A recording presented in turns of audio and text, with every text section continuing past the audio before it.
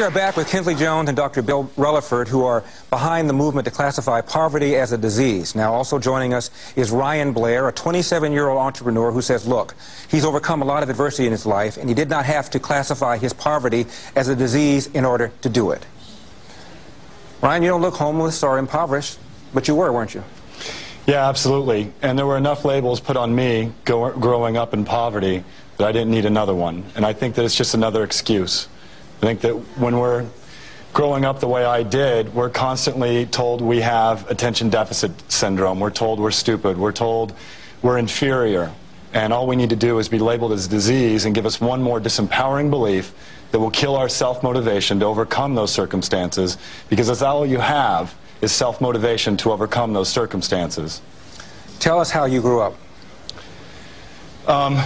You know, I was subject to a very poor environment, mostly emotionally poor, and you know, I'll tell you that we didn't have nice things whatsoever growing up.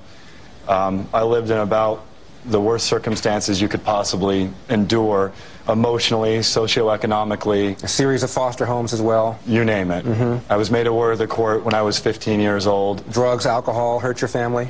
Yeah, my father became addicted to drugs at an early age, and I lost him when I was 13 years old. And my mother was as well. Doctor, does Ryan just not understand that poverty really is a disease because Ryan is white and therefore can't relate? I think that we need to focus on the facts. And the facts tells us that if you are, for example, African American, you can expect to receive inferior health care if you interface with the healthcare delivery system. Medicare's own database will tell you that African Americans have the highest amputation rate in the world based upon race alone, regardless of income and regardless of insurance. I'm sure his story is compelling and it sounds quite emotional, but I think there's some data that we really need to explore. African Americans, in addition to that, our communities are not conducive for the access of health care. Our communities, we have the uninsured. I still, doctor, don't see how this makes poverty a disease. And disease, you're talking about the lack of resources. You're talking about lack of resources in a neighborhood. You're talking about an area where there aren't the same kinds of opportunities other people have. No one's doubting that. How does that make it a disease? Okay. There are white people who are poor. It's an excuse. Absolutely. It's not an excuse. Go ahead. Ryan? It's an excuse. You know, I made the choice. As human beings, we have one choice, and that's it. And one power, and the power is choice. I chose not to be poor. And if you label me as having a disease, then you're taking away that choice. Okay, first of all, I think that his argument is severely flawed in that nobody chooses to be born into poverty. Absolutely. First of all, you make a choice to overcome it. Yeah. That's what he's talking about. You make a choice to overcome it. It seems to me Ryan makes a very good point, doctor, because I think you're hurting people. You're giving them a crutch by telling them you have a disease instead of saying, okay, you were born in this situation. You don't have a lot of money. You may have a bad home environment, but you have a moral obligation to do your best to overcome your condition. Okay. That's your job. You allow them an excuse, a disempowering belief. I disagree with that once again, in that let's look at the facts. We see in our communities, we see the violence, we see the disenfranchisement or the marginalization, particularly African-American men. That's because of broken homes, doctor. Broken homes. So yes, you can pull yourself up by the bootstraps, but what we're talking about is the masses. You have their individual successes and their exceptions to the rule. But doctor, I think most black people are middle class or better. They are not exceptions. They are the rule. They are the rule.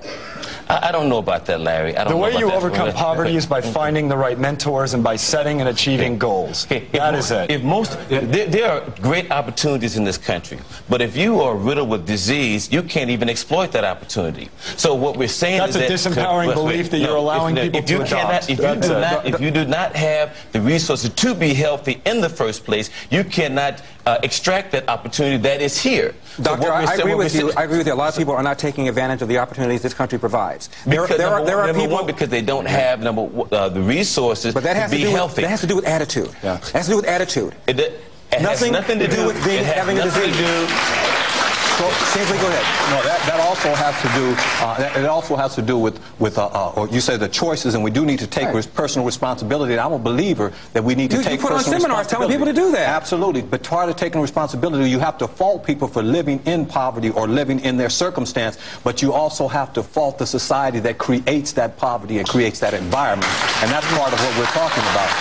I know of no society where poverty does not exist. It is something that we have to deal with. If you label it as a disease, it makes it more difficult to overcome. John Fitzgerald Kennedy said that the greatness of a nation is by how she measured her most disenfranchised. And name me a nation that does not have poverty. Guy. And if our country is all that she is supposed to be, and I love this country, and this is part of my country, I think that we should be able to serve the most disenfranchised people. I agree with you. Absolutely. And the way you do so is by getting them the right mentors, by educating them and by helping them set and achieve their goals, by being inspirations to them, by being motivational, not by being disempowering. Let me tell you what letting people them are. think that they have a disease. People are sum totals of their life experiences. People are sum totals of their life experiences. Well, you are what you process. All right, we're going to take a break. Ryan, I couldn't agree with you more. You nailed it. You nailed it. When we come back, we're going to meet a young man who says that Kingsley has cured him. If it weren't for Kingsley, he'd still be poor. We'll be right back.